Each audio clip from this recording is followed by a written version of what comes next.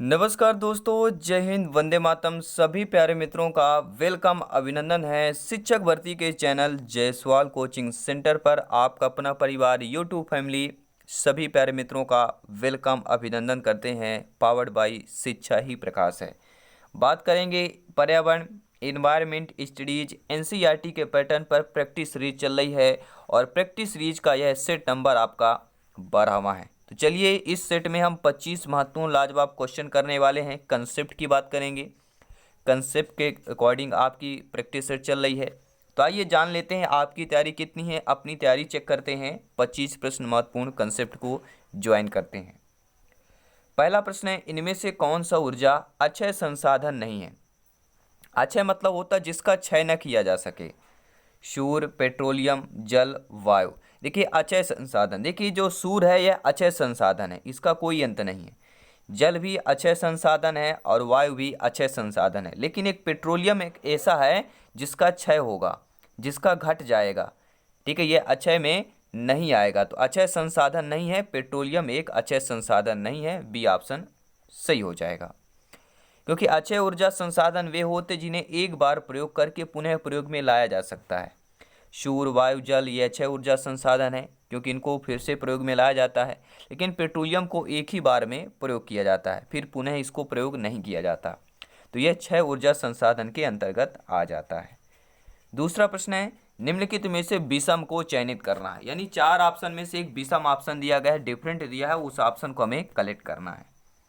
सौर ऊर्जा, पवन ऊर्जा, ज्वरीय ऊर्जा, प्राकृतिक गैस। अब यहाँ पे समझने वाली बात है, सौर ऊर्जा, पवन ऊर्जा दे दिया गया, ठीक है, ज्वरीय ऊर्जा दे दिया गया और प्राकृतिक गैस दे दिया गया। देखिए तीनों ये ऊर्जा है और चौथी हमारी गैस है, तो हमें ये विषम फोर्थ ऑप्शन लग रहा है। बहुत ही नॉर्मल साधारण सा प्रश्न है, आई होप आप लोग समझ गए होंगे। ठीक है, आप ऊर्जा का अपरंपरागत या नवीनीकरण ऊर्जा है, कौन से? सौर ऊर्जा, पवन ऊर्जा और ज्वरीय ऊर्जा। और प्राकृतिक गैस एक परंपरागत और अनवीनीकरणीय ऊर्जा का स्रोत है। दोनों इंपॉर्टेंट बहुत है, डिफरेंस है। एक होता है परंपरागत, एक होता है अपरंपरागत। अनवीनीकरण और नवीनीकरण, ये आपको ध्यान देना है, दोनों अलग है। देखिए अपरंपरागत है, अगर आ लगा है तो यहाँ पे नवीनीकरण होगा, और यहाँ पे परंपरा है तो फिर या अनवीनीकरण होगा। यानी आ किसी दोनों में नहीं लगा होगा, किसी एक में लगा होगा, ये आपको ध्यान देना है। अगर नवीकरणीय है तो अपरंपरागत होगा, अनवीकरण है तो फिर परंपरागत होगा, ये आपको ध्यान देना है। उपसर्ग पर ध्यान देना है, पूरा कंफ्यूजन क्लियर हो जाएगा। इनमें से कौन ऊर्जा का वैकल्पिक स्रोत है? लिथियम बैक्टीरिया, सोडियम लैंप, जल ऊर्जा या एलईडी की बात करेंगे। सभी कमेंट करेंगे जिनका सपना है अध्यापक अध्यापिका बनना, गवर्नमेंट टीचर बनना। आई होप सभी प्यारे मित्र वीडियो या क्लास को लाइक कर लिया होगा। बहुत बहुत धन्यवाद साथियों। तो कौन ऊर्जा का वैकल्पिक स्रोत है? देखिए वैकल्पिक नाम देना है, जैसे यहाँ पर 4 आपके वैकल्पिक दे दिए गए हैं, इसी प्रकार ऊर्जा का जो है वैकल्पिक स्रोत कौन सा हो जाएगा? तो वैकल्पिक स्रोत हमारा कहलाता है जल ऊर्जा। जल ऊर्जा यानी वाटर एनर्जी, यह वैकल्पिक स्रोत है। बाकी आपके एलईडी लाइट, अर्धचालक डायोड विद्युत धारा में प्रवाहित होने पर प्रकाशित ऊर्जा करता है। लिथियम बैटरी जो होती है वह पुनः चार्ज करके योग बैटरी योग बनाई जाती है, और इस बैटरी के अनावेशित होते हैं। इसमें समय समय में क्या होता है, इसमें लिथियम आयन इसके ऋणाग्र को धनाग्र की ओर प्रवाहित होता रहता है, और बैटरी के आवेशित होते समय इसका उल्टा चलता रहता है। फोर्थ प्रश्न है, भूतापीय ऊर्जा किस प्रकार का संसाधन है? पारंपरिक, नवीनीकृत, अपारंपरिक, अनवीनीकृत, अपारंपरिक, नवीनीकृत या पारंपरिक, अनवीनीकृत। देखिए हमने आपको बताया था दोनों, ठीक है। तो भूतापीय ऊर्जा की बात कर रहे हैं, सभी कमेंट करेंगे। देखिए मैंने बताया था अगर अपरंपरा होगा तो फिर अनवीनीकृत नहीं होगा, ये आपको ध्यान देना है। और पारंपरिक और नवीनी ये भी दोनों आपके सेम नहीं हो सकते हैं, तो दोनों डिफरेंट होंगे। यानी डिफरेंट अपारंपरिक दिया होगा और नवीनीकृत दिया होगा, ये आपको ऑप्शन चूज करना है।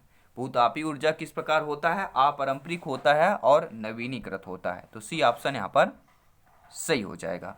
क्योंकि पृथ्वी के अंदर से निकलने वाले गर्म जल के झरनों से भूतापीय ऊर्जा प्राप्त होता है। कहीं आपको स्पेस भी जगह याद होगा कि कहीं एक कुंड है, वहाँ पे अगर चावल की पोतली डाल देते तो वहाँ चावल पक जाता है, तो वहाँ पे भूतापीय ऊर्जा के कारण ही ऐसा संभव हो पाता है। वो स्थान का नाम आपको कमेंट बॉक्स में बताना है कि वो उस स्थान का नाम क्या है। तो देखिए ये ऊर्जा जो होती है अपारंपरिक नवीनीकृत प्रकार का संसाधन है, और यह ऊर्जा एक बार उपयोग होने के बाद दोबारा भी उपयोग कर सकते हैं। इसमें प्रदूषण भी नहीं होता है, अतः इसका उपयोग खाना बनाने, बिजली बनाने आदि में किया जाता है। और भारत में मणिकर्ण, हिमाचल प्रदेश, पूगा घाटी, लद्दाख, तातापानी, झारखंड और खम्मम, तेलंगाना में भूतापीय ऊर्जा का उत्पादन होता है। तो मणिकर्ण की बात कर रहे हैं। पांचवा प्रश्न दिया गया है, इनमें से कौन सा ऊर्जा का स्रोत कभी पर्यावरणीय प्रदूषण नहीं करता है? यानी ऐसा ऊर्जा का स्रोत जो पर्यावरण का प्रदूषण करता ही नहीं है कभी भी। नाभिकीय ऊर्जा, सौर ऊर्जा, कोयला, पेट्रोलियम।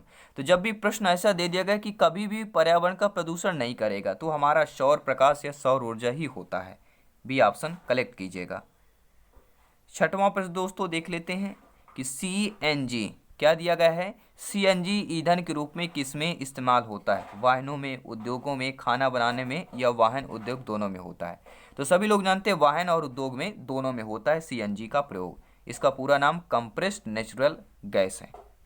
वाहनों एवं उद्योगों में ईंधन के रूप में इसका उपयोग या यूज किया जाता है। सातवां प्रश्न है, निम्नलिखित परावैंगनी किरणों में से कौन सा सबसे अधिक हानिकारक है? UVA, UVB, UVC। नीचे कमेंट बॉक्स में बताना है या इनमें से कोई नहीं। देखिए, परावैंगनी किरणें जो होती हैं इनको 3 टाइप्स में बांटा गया है, 3 प्रकारों में बांटा गया है, और इनमें से आपको बताना कौन से सबसे अधिक हानिकारक होती है। तो जो हमारी UVC किरणें होती हैं वो सबसे ज़्यादा हानिकारक होती हैं। इसमें तरंग दैर्घ्य के आधार पर 3 भागों में बांटा गया है, ये 3 वर्गों में विभाजित किया गया है, UVA, UVB और UVC।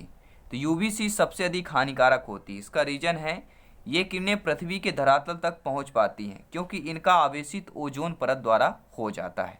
और बाकी UVA, UVB किरणों का त्वचा पर हानिकारक प्रभाव पड़ता है। कई बार प्रश्न आता है कि त्वचा पर हानिकारक प्रभाव किस पर पड़ता है? तो UVA और UVB का पड़ता है।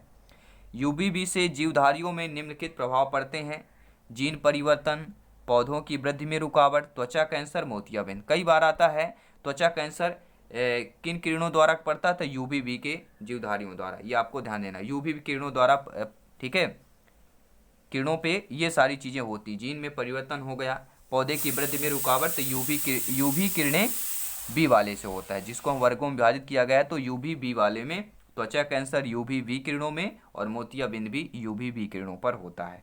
तो ये आपको ध्यान देना है। और प्रतिरक्षा तंत्र कम होना, सनबर्न, ये सारी चीज़ें आपकी UVB किरणों द्वारा, प्रभाव द्वारा सारी संभव होती हैं। आठवां प्रश्न है, आर्सेनिक द्वारा जो है जल प्रदूषण सर्वाधिक होता है, किस पर होता है? तो आर्सेनिक द्वारा जल प्रदूषण सर्वाधिक उत्तर प्रदेश में, मध्य प्रदेश में, बिहार में या पश्चिम बंगाल पर होता है। आपका कमेंट, आपका फीडबैक, आपका ओपिनियन शर्मान है। सभी नीचे कमेंट बॉक्स में अपना अपना कमेंट करेंगे। तो आर्सेनिक द्वारा जल प्रदूषण सर्वाधिक पश्चिम बंगाल में होता है। इसका रीजन और कारण भी है, क्योंकि भारत के गंगा ब्रह्मपुत्र के मैदानी इलाकों पर, बांग्लादेश के पद्मा मेघना के मैदानी इलाकों में भूमिगत जल आर्सेनिक प्रदूषण अत्यधिक ग्रस्त है। और भारत में 7 राज्य, पश्चिम बंगाल, झारखंड, बिहार, उत्तर प्रदेश, असम, मणिपुर, छत्तीसगढ़ का राजनांदगांव जो भूमिगत जल से आर्सेनिक प्रदूषण से प्रभावित है, और पश्चिम बंगाल सर्वाधिक प्रभावित है। और पश्चिम बंगाल के 4 जिले मुर्शिदाबाद, नदिया, उत्तरी एवं दक्षिणी 24 परगना में आर्सेनिक की मात्रा भूमिगत जल में मानक स्तर से अधिक पाई गई है। और भारत में सर्वप्रथम 1983 में पश्चिम बंगाल में ही आर्सेनिक द्वारा जल प्रदूषण का मामला सामने आया था। प्रश्न आ सकता है कि भारत में जो है आर्सेनिक द्वारा जल प्रदूषण का मामला सर्वप्रथम सामने आया था। कब आया था? 1983 में। कहाँ आया था? पश्चिम बंगाल में आया था। और जल के आर्सेनिक के अधिकता से ब्लैक फुट नामक बीमारी होती है। प्रश्न आ सकता है कि ब्लैक फुट नामक बीमारी होती है किसके कारण से? तो आर्सेनिक जल की या आर्सेनिक की अधिकता के कारण, यह जल में आर्सेनिक की अधिकता के कारण ब्लैक फुट नामक बीमारी होती है। 9वां प्रश्न है, ध्वनि प्रदूषण का मापन किस इकाई द्वारा होता है? जूल द्वारा, डेसिबल द्वारा, न्यूटन द्वारा, नैनो इकाई द्वारा। तो सभी जानते हैं जब भी ध्वनि मापन की बात की जाती है तो डीबी अर्थात हम डेसिबल की बात करते हैं। ध्वनि प्रदूषण का मापन डेसिबल इकाई है, और 80 डेसिबल या इससे अधिक शोर श्रवण शक्ति को स्थायी हानि पहुंचाने में सक्षम होता है। और सामान्य श्रवण शक्तियों के लिए 25 से 30 डेसिबल ध्वनि पर्याप्त होता है। और 5 डेसिबल की ध्वनि अत्यंत मंद होती है। प्रश्न आ गया कि अत्यंत मंद ध्वनि होती है तो 5 डेसिबल हो जाएगी। और 75 डेसिबल साधारण तेज कहलाती है और 95 डेसिबल अत्यंत तेज कहलाती है और 120 डेसिबल से अधिक ध्वनि की तीव्र कष्टकारक होती है। 10वां प्रश्न है, इनमें से कौन सी ग्रीन हाउस गैस नहीं है? सभी कमेंट करें। Carbon dioxide, nitrous oxide, helium या मीथेन। तो सभी लोग जानते हैं हीलियम यह हमारी ग्रीन हाउस गैस नहीं है, बाकी आपकी जो तीनों ये ग्रीन हाउस गैसें कहलाती हैं। बात करेंगे अगले प्रश्न की। 11वें नंबर प्रश्न दिया गया है कि निम्नलिखित ईंधनों में कौन सा न्यूनतम पर्यावरणीय प्रदूषण उत्पन्न करता है? न्यूनतम यानी कम से कम पर्यावरणीय प्रदूषण उत्पन्न करता हो। डीजल, पेट्रोल, हाइड्रोजन, कोयला। तो सभी लोग जानते हैं जो हाइड्रोजन होता है न्यूनतम पर्यावरणीय प्रदूषण उत्पन्न करता है, बाकी डीजल, पेट्रोल, कोयला यह अधिक मात्रा में पर्यावरण प्रदूषण करते हैं क्योंकि ये जलने से हानिकारक गैस निकलती है। और हल्का होने के कारण गुब्बारा में वायु पोतों में हाइड्रोजन प्रयुक्त होता है और इसका स्थान अब हीलियम ले रहा है। ये भी प्रश्न आ सकता है कि हाइड्रोजन का स्थान कौन ले रहा है? तो हाइड्रोजन का स्थान अब हीलियम ले रहा है। 12वां प्रश्न है, अंतर्राष्ट्रीय ओजोन दिवस कब मनाया जाता है? सभी लोग जानते हैं 16 सितंबर को अंतर्राष्ट्रीय ओजोन दिवस मनाया जाता है और ओजोन परत के संरक्षण हेतु जागरूकता के लिए मनाया जाता है। और यूएनओ ने 19 दिसंबर 1994 को 16 सितंबर को international day for the preservation of ozone layer घोषित कर दिया गया और इस तारीख को जो है मॉन्ट्रियल प्रोटोकॉल की यादगार तिथि के रूप में तय किया गया। ओजोन दिवस 2016 की थीम क्या थी? Ozone and climate stored by a world united. और मॉन्ट्रियल प्रोटोकॉल 16 सितंबर 1987 को ही मॉन्ट्रियल संधि पर हस्ताक्षर किया गया था। प्रत्येक वर्ष इस दिन को यह दिवस मनाया जाता है 16 सितंबर को। ओजोन परत क्षय की सर्वप्रथम जानकारी 1974 में अमेरिकी रसायन शास्त्री एक शुरुड रानैंड व मैरनी मोलना के अंतर्गत दिया गया था। ज़्यादा डिटेल से नहीं जाएंगे, बहुत सारी डिटेल लेकर आते हैं ताकि हर एक क्वेश्चन हर एक सेशन आपके लिए इम्पोर्टेंट हो, क्योंकि कहीं से भी प्रश्न पूछा जा सकता है, इनसे रिलेटेड प्रश्न पूछा जा सकता है। ग्रीन मफलर संबंधित है मृदा प्रदूषण, वायु प्रदूषण, ध्वनि प्रदूषण, जल प्रदूषण। तो सभी लोग जानते हैं ग्रीन मफलर, ग्रीन यानी हरा, पेड़ पौधे, मफलर यानी बांधने का काम, तो ये ध्वनि प्रदूषण संबंधित है। ग्रीन जो हरे पेड़ पौधे होते हैं ये ध्वनि को रोकने का काम करते हैं, इसलिए शहरों में देखते होंगे रोड में क्या है, पेड़ पौधे लगाए जाते हैं ज़्यादातर। ठीक है, और आप लोग देखते होंगे 4 से 6 पंक्तियों में वृक्षारोपण किया जाता है। इसका रीज़न यह है कि ध्वनि प्रदूषण को कम करने की एक तकनीक होती है, जो घने पेड़ जो होते हैं ध्वनि प्रदूषण को कम कर सकें, क्योंकि पेड़ ध्वनि को क्या करते हैं, अवशोषित करते हैं, ताकि नागरिकों तक ये ध्वनि कम रूप में पहुंच सके। इसलिए ग्रीन मफलर यह ध्वनि प्रदूषण से संबंधित हो जाएगा। निम्नलिखित में से किस गैस के कारण भोपाल गैस त्रासदी हुई थी? तो सभी लोग जानते हैं किसकी बात कर रहे हैं, मिथाइल आइसोसाइनाइड या MIC की बात कर रहे हैं। डी ऑप्शन सही हो जाएगा। और 3 दिसंबर सन 1984 को एक भयानक औद्योगिक दुर्घटना हुई थी भोपाल शहर में, और इसे भोपाल गैस कांड या भोपाल गैस त्रासदी के नाम से जाना जाता है। कब हुआ था? 3 दिसंबर 1984, ये आपको ध्यान देना है। और लगभग इसमें 15,000 से अधिक लोगों की जानें गई थी और बहुत सारे लोग अपंगता के लेकर अंधेपन के भी शिकार हुए हैं। और भोपाल गैस कांड में मिथाइल आइसोसाइनाइड मिक CH3NCO नामक जहरीली गैस का रेशा हुआ था। 15वां प्रश्न है, गंगा एक्शन प्लान को लाने का उद्देश्य निम्नलिखित में से किस सुधार हेतु किया गया है? तो सभी लोग जानते हैं जल की गुणवत्ता की सुधार के लिए गंगा एक्शन प्लान को लाने का उद्देश्य था। और गंगा एक्शन प्लान नदी में प्रदूषण को कम करने के लिए 1985 ईस्वी में श्री राजीव गांधी द्वारा गंगा कार्य योजना GAP का शुभारंभ किया गया था। देखिए, तो GAP का शुभारंभ कब किया गया? 1985 में। GAP का शुभारंभ 1985 में किसके द्वारा किया गया? तो श्री राजीव गांधी द्वारा किया गया था। और 15 वर्ष की अवधि में यह 901.71 करोड़ रुपए का व्यय करने के बाद भी नदी में प्रदूषण के स्तर कम करने में यह विफल हो गया था। 16वां प्रश्न है, भूमंडलीय तापन का कारण क्या होता है? तो सभी लोग जानते हैं भूमंडलीय तापन का कारण क्या होता है, कार्बन डाइऑक्साइड में वृद्धि की बात कर रहे हैं। 17वां प्रश्न दिया गया है कि निम्नलिखित वाहिनी ईंधनों में से किसको आजकल पर्यावरण स्नेही माना जाता है? तो पर्यावरण स्नेही की बात कर रहे हैं, डीजल, पेट्रोल, द्रवित पेट्रोलियम गैस या संपीड़ित प्राकृतिक गैस। तो सभी लोग जानते हैं जो हमारी संपीड़ित प्राकृतिक गैस है इसको आजकल पर्यावरण स्नेही माना जाता है, जिसे हम सीएनजी की बात कर रहे हैं। यह ईंधन में सबसे ज़्यादा पर्यावरण स्नेही माना जाता है क्योंकि इससे बहुत कम पर्यावरण प्रदूषण होता है और प्राकृतिक रूप में पाए जाने वाला ज्वलनशील गैस को अत्यधिक दबाव के अंदर रखने से बने तरल को सीएनजी कहते हैं। चूंकि यह गैस प्राकृतिक गैस है और संपीड़ित रूप में होती है, इसलिए इसका रासायनिक संगठन बगैर दाब के बने गैसों के समान होता है। इसमें मुख्य रूप से मीथेन, इथेन और प्रोपेन होता है। 18वां प्रश्न है, गैसीय अपशिष्ट कहलाता है। सभी लोग जानते हैं गैसीय अपशिष्ट कौन सा कहलाता है। लकड़ी, कोयला से जलने वाला जो धुआं होता है वह गैसीय अपशिष्ट कहलाता है।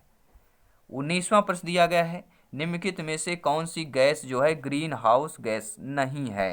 तो सभी लोग जानते हैं CO2, N2O, CH4, ये तीनों जो है ग्रीन हाउस गैसें कहलाएगी, लेकिन कार्बन मोनोऑक्साइड CO या ग्रीन हाउस गैस नहीं कहला जाएगी।